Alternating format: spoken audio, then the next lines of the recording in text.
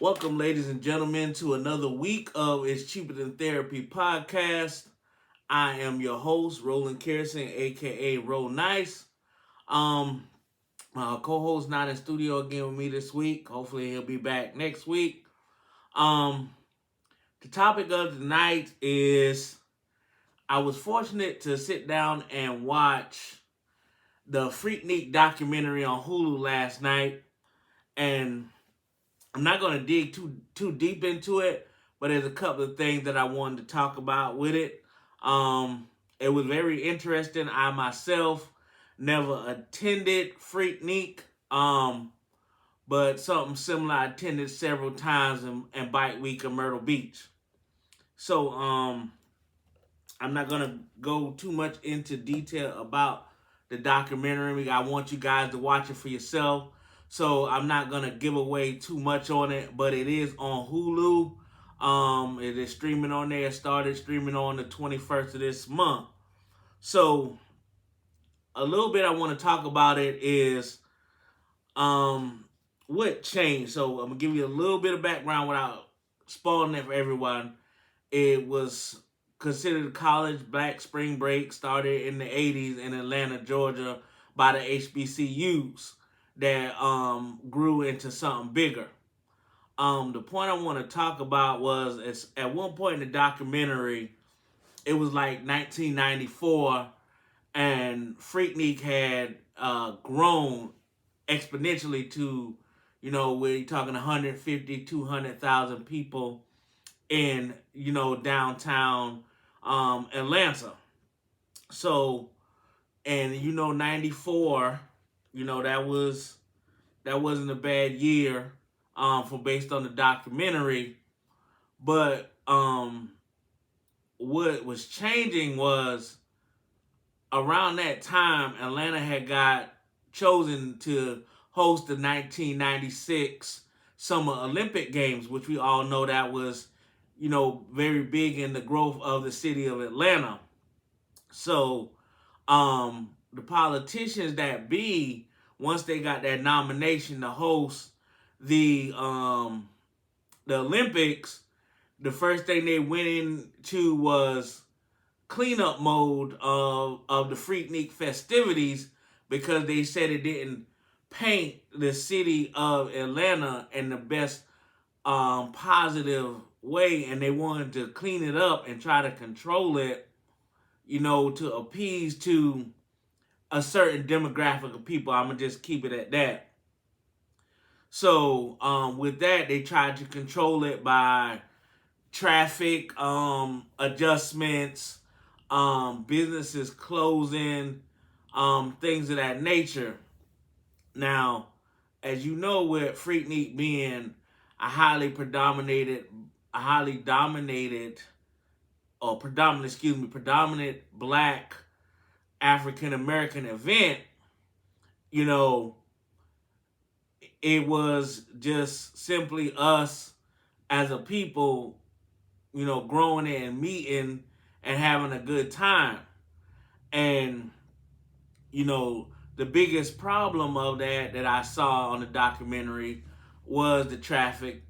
In Atlanta, not a lot of craziness was going on, just a lot of traffic issues that the city wasn't prepared to handle. And similar to, the Atlantic Beach Bike Fest here in Myrtle Beach, South Carolina, it was kind of the same thing. It was predominantly black people getting together, just having a good time. Things got a little out of hand, but nothing serious. Same thing with Freaknik, nothing serious, nothing got too far out of hand. But it seems like they tried to paint it in a negative light when the biggest problem was traffic. It seems like things got out of hand when they tried to control it. So the politicians, as they, in their infinite wisdom, they decided to do traffic reroutes, close off certain streets, certain sections of the city, like they did here in Myrtle Beach during the Atlantic Bike Fest, to see if they could control the event to make it, to cut down traffic and, kind of, I guess, try to keep people to a specific design area that they saw was best fit for the event itself. And what I noticed in both events, whether it be Freaknik or the Atlantic Bike Fest, once the city officials got in and tried to control the event, that's when it got out of control. So as you saw, there were certain parts in there during Freaknik when once they tried to control it, traffic got so bad, people couldn't frequent businesses lost business revenue, hotels wouldn't rent out rooms, certain business wouldn't open. So there was a lot of people that had money down there and they couldn't spend it. So a lot of business suffered, but then at the same time, a lot of your black entrepreneurs thrived in that environment. You know, people selling food, t-shirts, whatever. You know, that was the small economy that an event created. And once the government and the politicians decided to try to control it, that's when the crime increased, because they had people trapped in their cars with their traffic reroutes and they're blocking off, which, you know, part of spring break and part of these events are for people to let loose their frustrations in a positive manner, not necessarily saying, you know, that they want to destroy things and whatever, but they want to also enjoy their time. So when you look at it, the whole premise of what the politicians did by creating these traffic loops, it caused people to sit in their cars for hours, which in turn caused crime spikes, the fighting, women being attacked, etc., etc. So it's what they did to appease the people of the Olympic Committee, and lo and behold, it was spearheaded by the mayor, but it was also spearheaded by one of our own. So, and I correlate that to someone who has gone to the Atlantic Beach Bike Fest, you know, dozens of times, you know, over the course of the years. And it's kind of the same thing. You know, when you think about it, the Atlantic Beach Bike Fest, or Black Bike Week, call it what you want, had its moments where when everything, there was no traffic restrictions, there was not a lot of police presence, and just like Freaknik, there was no traffic restrictions, not a lot of police presence. But once you introduce those two things into the equation, people started to feel like they were in prison and that we weren't free anymore because we were just having a little fun. They weren't tearing up the city.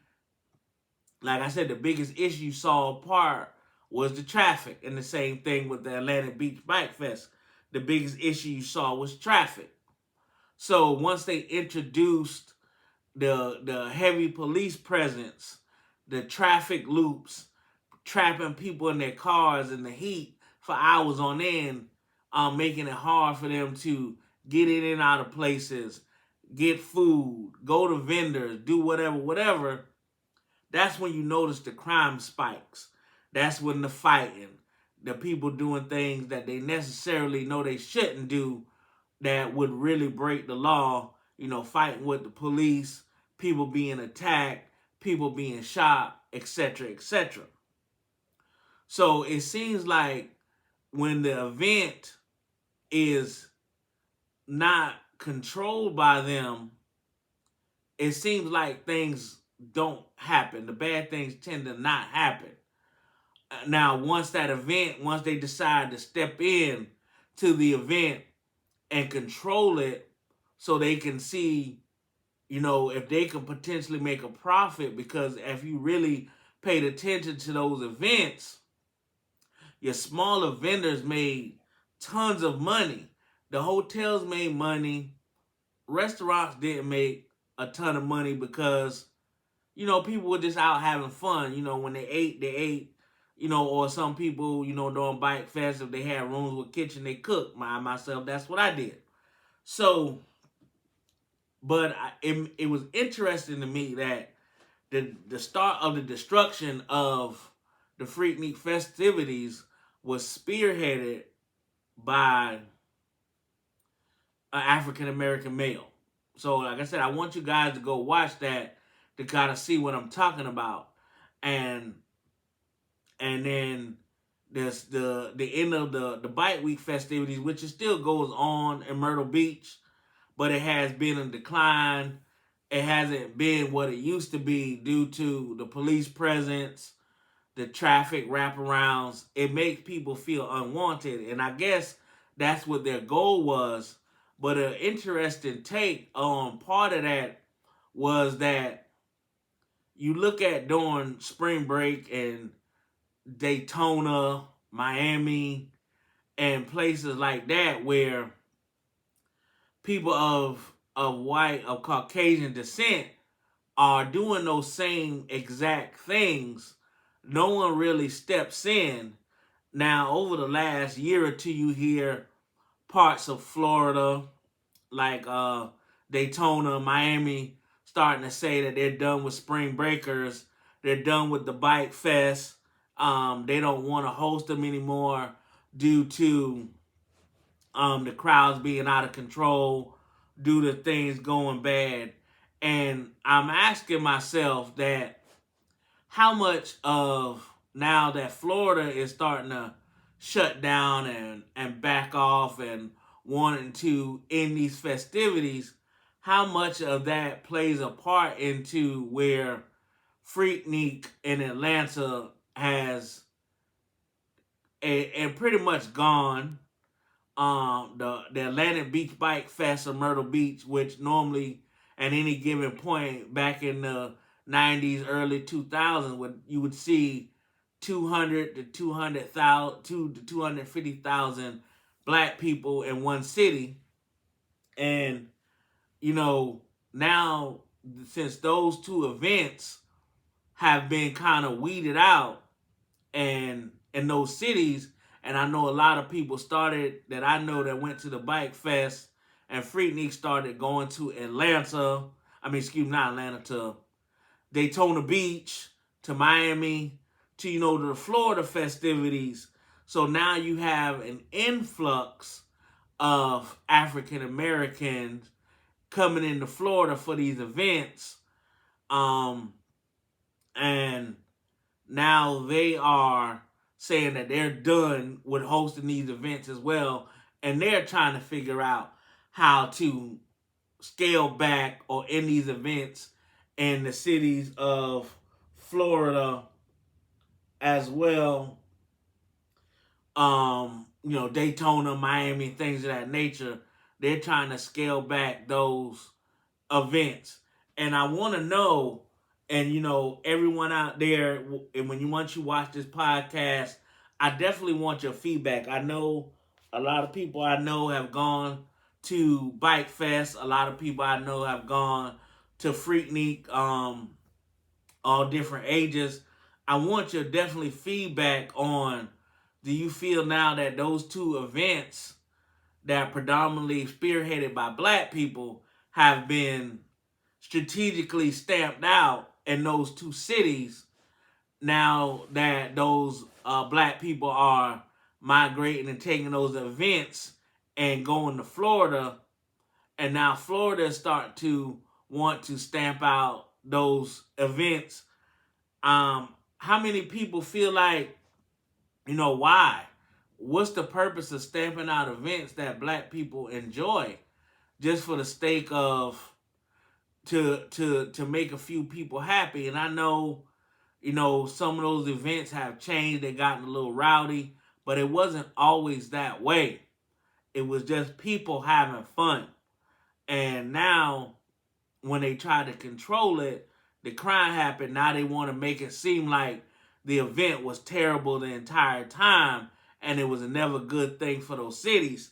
And in the instance of Atlanta, Freaknik helped Atlanta grow exponentially. Atlanta is extremely large, an extremely large black population, and you had a lot of people said that as they experienced Freaknik, they moved to Atlanta and did not want to, go back to where they came from as far as, all over this country. You have people coming from East Coast, West Coast, up north, Midwest going to those events. And those people love the city of Atlanta so much that they moved there, and they're doing well for themselves, in which turned Atlanta into the black mecca that it is to this day.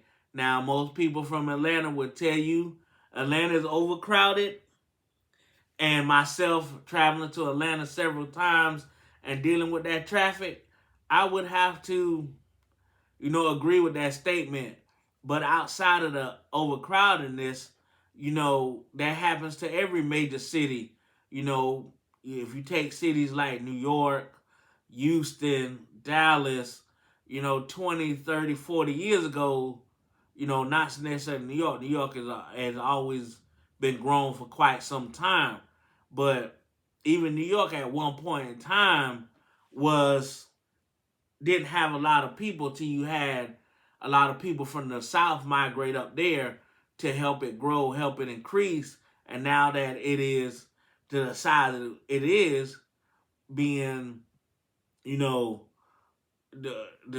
what they call it, the financial capital of the world, even now people still flock to New York, make their money, and then move back south because of the overcrowdedness. And the kind of the same thing with Atlanta. Atlanta is now the home base of hip hop, R&B. It's the home base of a lot of movie production. You see a lot of movies and things being made out of Atlanta, and I feel like that is partly due to what Freaknik created. It created that vibe, that growth, and not saying that the Olympics, the 96 Olympics didn't play a part, but if we want to talk about, events that took place that caused problems, let's take the 96 Olympics.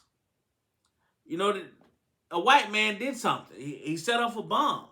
So if you always want to point the finger at black people for messing up an event, I mean, the Olympics is as big an event as you can get with people from all over the world. And it wasn't interrupted by an African American. It was interrupted by a white person. So now that they have, stamped these events out, and yes, Atlanta still has grown because it is what it is as far as the black mecca of hip hop, R&B. Even a lot of your artists and stuff from out west and up north, they go to Atlanta to further their careers and extend their careers.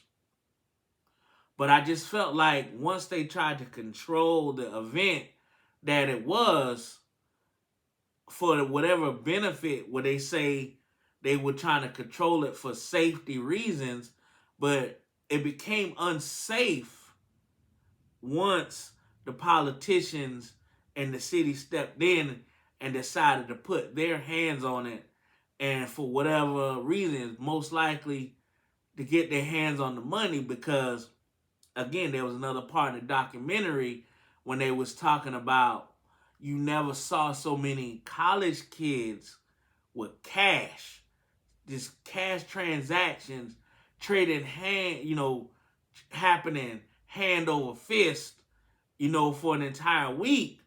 And so now you're talking millions upon millions of dollars that local vendors are getting access to, and necessarily not the major players in the city. And that's kind of the same thing with the Bike Fest in Myrtle Beach. When you go to Atlantic Beach, you got your vendors selling food, shirts, whatever. And it does take away from the local shops. But okay, you're talking 4 or 5 days where African Americans are getting these dollars to help feed their family, to help survive in this world. So those major businesses, they can't survive with a little bit of a week loss of revenue. The hotels made millions, billions. I know myself, in a 3-day stint on Myrtle Beach in a hotel, I done spent $1,100-$1,200. So I know the money's there from that aspect. It's just maybe your smaller shops or smaller businesses are losing out for a few days because you got your black vendors down there selling their food, selling their t-shirts, selling whatever. And that's great, but it did bring money to those cities. So when you sit there and try to stomp these events out because you're trying to appease one demographic for a weekend or a week, 7 days, that demographic that you're trying to appease, they got 51 other weeks that they can enjoy those cities. Let us have something. We don't have much as a people, in this country. Our history is relegated to the shortest month of the year. I mean, we don't have much as a people, so you're trying to appease a certain onset of people for a week or a weekend. Let us have that. And I understand why, not even us as the black people that attend these events, we don't like the crime. We don't like the shooting. We don't like people being attacked, not saying that, and that's not what we come to those events for. So we don't like that any more than the demographic that you're trying to appease by stomping these events out. These events are just for us to let our hair down. So, with spring break in Florida, you get the white people doing the same thing, fighting, arguing with the police, doing whatever they want to do, you know, and not condoning, whether it be black or white, raping women or inappropriately touching women. I don't condone that. It's just we have to let things know they are what they are on both sides of the fence, because it happens in Daytona, it happens in Miami during the white spring break. So unfortunately, it does gonna happen during the black festivities as well, because whether you be white, black, Asian, whatever, you got criminals that come in all colors that do foul and disrespectful things. They come in all colors. So if you're not going to sit there and stamp out or stomp out the white events for those crimes, why do you feel a need to stomp out the black events? I have myself worked places on Myrtle Beach during the Harley Week Bike Fest, and I've seen things that I know didn't go on during the Atlantic Beach Bike Fest. I've seen fighting, I've seen shooting, I've seen killing during those weeks just the same way. But those events still take place. So why? Because when it happened during a black event, we're painted at these horrible people, and now we have to stomp out these events altogether. And I know they tried to bring Freaknik back in 2022 to Atlanta, and even talking to people from Atlanta, it wasn't the same. And like I said, I've never been, but you got people who been in the 80s and 90s to the people who went to the one that they just revamped, and they'll tell you it wasn't the same. It wasn't as good. And it's because now, once politicians and people try to put their hands on it to make a profit for themselves, then it's not about the people anymore. It's about money. And from what I gather, when you're talking about young black college kids, the whole purpose of it was because they ain't had the money to go home during spring break. So the whole point of these events are necessarily not about money. It's just about people gathering that look like us in a safe space where we feel like should be a safe space, and we shouldn't be targeted and and told that we're a bad influence on a particular city just because we're there enjoying ourselves. And like I said, I've and reason why I'm having this conversation after watching that documentary, and like I said, I have no personal experience with Freaknik, but Freaknik is an event similar to the Atlanta Beach Bike Fest, aka Black Bike Week, that takes place every year in Myrtle Beach. And I watched the same thing happen where once politicians and people put their hands on something to quote unquote control it, they fundamentally destroyed it and drove people away. And whether you like it or not, as a local, you also driving away revenue because people would frequent the local shops. People would frequent the local eateries in Myrtle Beach all the time. Black people would spend large amounts of money going out to eat. Black people would spend large amounts of money on the beachwear stores because you got people at the same time, even though this is an event predominantly with black people, people are from out of town. You got people been to South Carolina for the first time ever in their life. So they're tourists. So they're going to go in and try a place to eat that they never ate before that they can't find in their hometown. They're going to go buy souvenirs to say, hey, I've been here. And even once the politicians put their stamp on it, I saw the local beachwear stores in Myrtle Beach started selling Black Bike Week t-shirts, Atlantic Beach Bike Fest t-shirts, when that was something that was reserved to your local vendors on Atlantic Beach that sold those t-shirts. But once you figure out, hey, well, we want to get in on this revenue, once they tried to get in on it, they fundamentally destroyed the event because in order to get on the revenue, you feel like you got to control it, you got to cage it or keep it within some kind of restraints or some kind of confinement, which that's not always necessarily the way to gain access to the money or the revenue, to try to confine it within a perimeter. If you let people be, they're going to enjoy the festivities no matter what. You know, think about when you go out of town on vacation. Let's take Freaknik or Bike Week out of it. And when you go out of town on vacation, you don't feel restricted. You're going to spend your money in more places locally because, in essence, you're on vacation. Now, like I said, during Bike Week, did people do things that they shouldn't have did? Sure. Did people break the rules? Sure. But that goes anywhere you go, to any city you go into, when there's a large group of people. You can't pack 150, 200,000 people into a space, a city that's only a few square miles, and think things are not going to happen. Hence why the police presence is needed. But at the level of what it was, you had police in riot gear. You had police from all parts of the state in one area trying to control the crowd.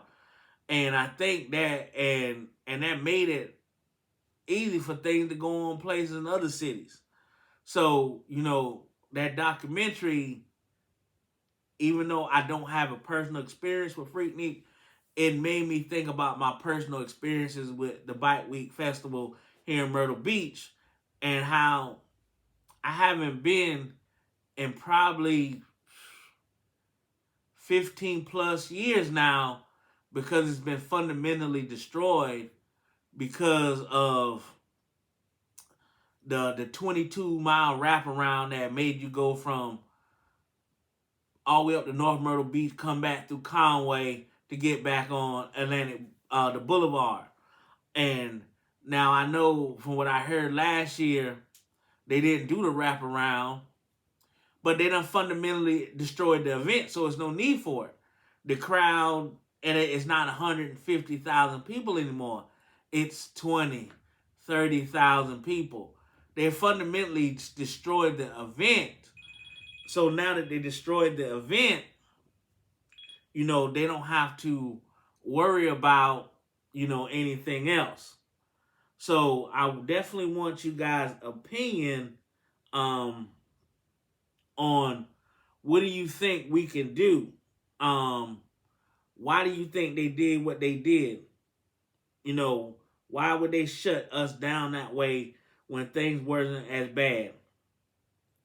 So, guys, definitely I want you to comment on this video.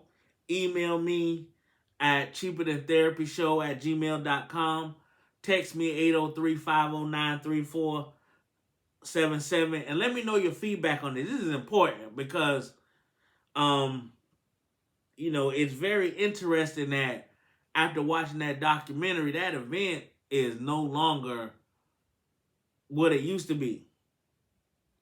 They have destroyed it. Just like the Bike Week Festival. They have destroyed it fundamentally by trying to control it. I want to know, you know, for my people that have been to both, give me some feedback on the good, the bad, the ugly. Do you think these events should come back at their full force? Do you think these events can be, you know, resurrected to what they were without all the control and all the confinement, you know, that they had? Because I myself, I enjoyed those events. And I know Atlanta had enjoyed that event for quite some time. It was a big event for them. And Atlanta does several events, you know, that are local, that draw a lot of attention. You know, I think about the other one is the Bonner Brothers Hair Show that takes place, if they still do it twice a year in Atlanta.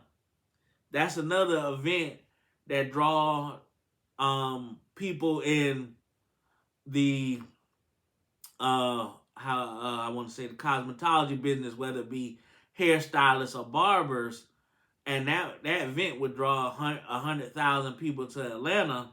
And even then, on an event like that, you had your crime, you had things happen, because once you increase the numbers of people to any area, things are bound to happen.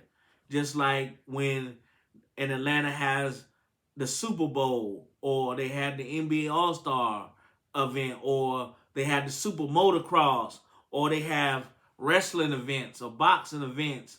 In any of these cities, when you increase the number of the population by 100 to 200,000 and just in a few short days, if you under the impression that you're not allowing in a few bad apples and something's not going to happen, then we are delusional and we need not have large public events at all.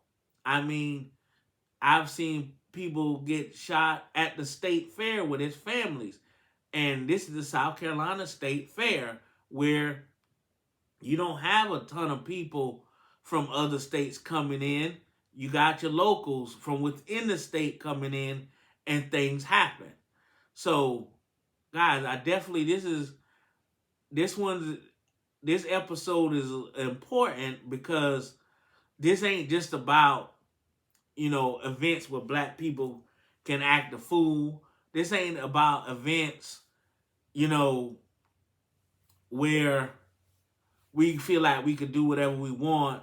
This is about us having the ability as a people to go someplace and let our hair down without fear of pushback. Because even with the Bike Week festivals and Freakniks, I'm pretty sure you had your doctors, your lawyers, people that ride bikes come to the Bike Week Festival. They're not criminals.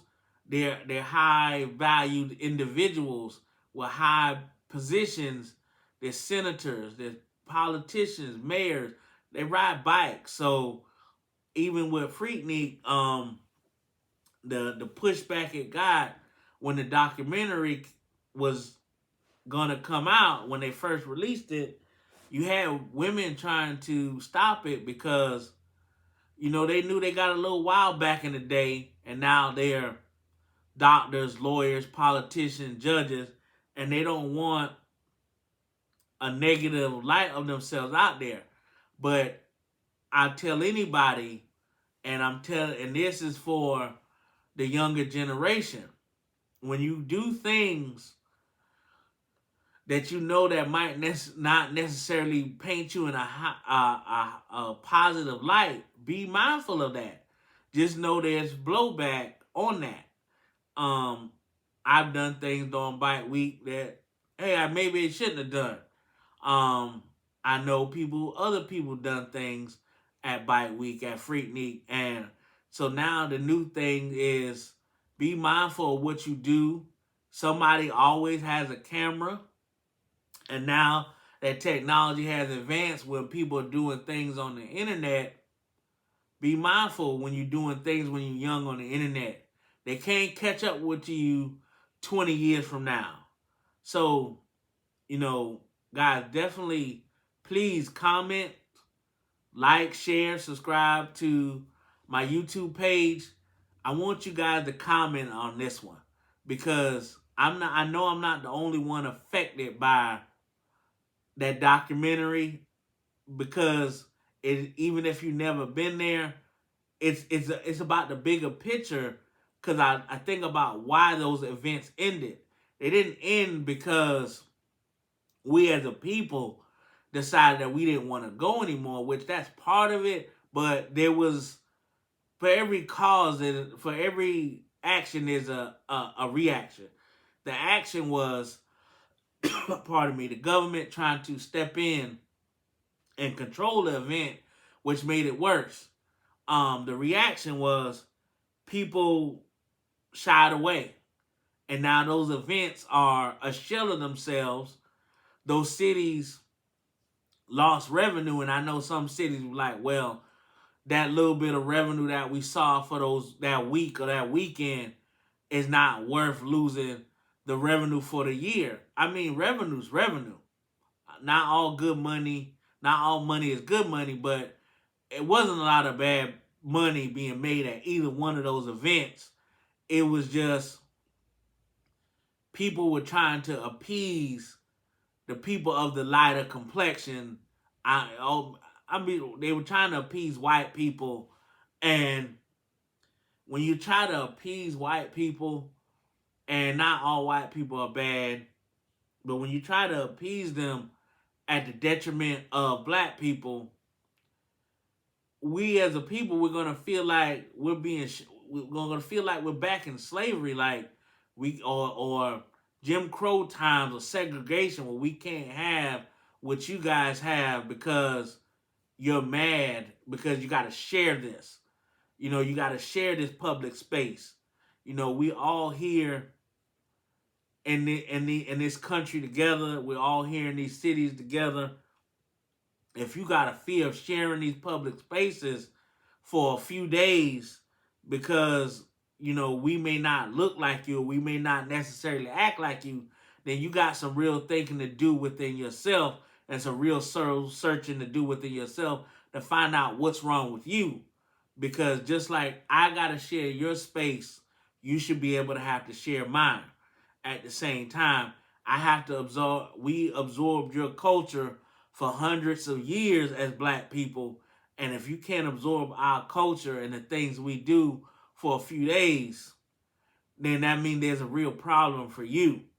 There's a real problem within inside yourself that you might want to digest and look into and try to change. So again, people, please go to my YouTube page, subscribe, like, comment, share, Because this one, it's a little bit different feel. I want feedback for real. Like, I know people are busy with things going on, but I know the people I talk to, my audience, they've been to these events on both levels, and tell me what y'all thinking. Tell me what's wrong. What's going on. Why are we being, why are our events being stomped out? Why are our events being put into a box just to make one demographic happy, one particular set of people happy? Why are we being relegated to not having these safe spaces to let our hair down and have a little fun? Now, understand, nobody wants the crime to happen. No matter the event, whether it is an event or not, nobody wants crime to happen. But the same crimes happen whether you got 200,000 people or no event. People get raped, people get shot, people get stabbed, people get killed every day, whether there's an event or not. So why should these events have to suffer and be canceled or be downgraded to nothing? So that is my little bit of 2 cents on the Freaknik documentary. Guys, please go watch that on Hulu. It's entertaining. It's educational. It has a lot of positive light. It's not all negative. Don't take it thinking it's negative. It is a great documentary. It has a positive start, a positive background. It's on Hulu. It's streaming on Hulu right now. It's called Freaknik, The Wildest Story Never Told. Give you a better insight into what it was, what Atlanta was about, and you'll get to know why I'm talking about this from that standpoint and how it correlates to Bike Week here in Myrtle Beach, South Carolina, because the events are the same and they have been fundamentally stomped out, in essence, almost the same exact way. So again, guys, go ahead and like, comment, share, subscribe. My real estate tip of the day is, guys, I know a lot of changes been happening with this big NAR lawsuit. What the NAR lawsuit is really about is agents now cannot put the broker's compensation or the commission in the MLS listing. It doesn't mean agents are not still not gonna get commissions. It just means we can't fundamentally type it into the listing anymore. And understand that what that means is that you still want to pick a high valued agent. You don't always think the agent that sells the most is the high value, because sometimes they become transactional and won't give it their personal touch. And I'm not speaking on anyone in particular. It's just, every agent is different how they approach situations.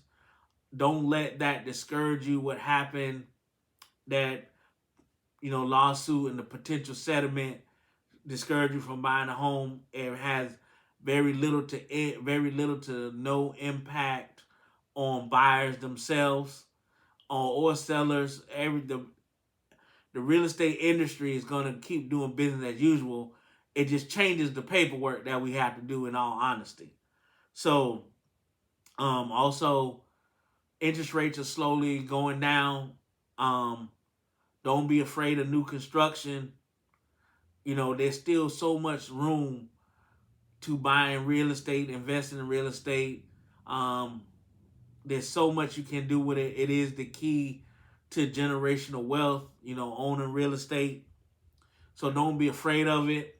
Don't let anything you see on TikTok and Instagram and Facebook discourage you. Everybody's situation is totally different. And I think next week, I think I'm gonna open up my financial literacy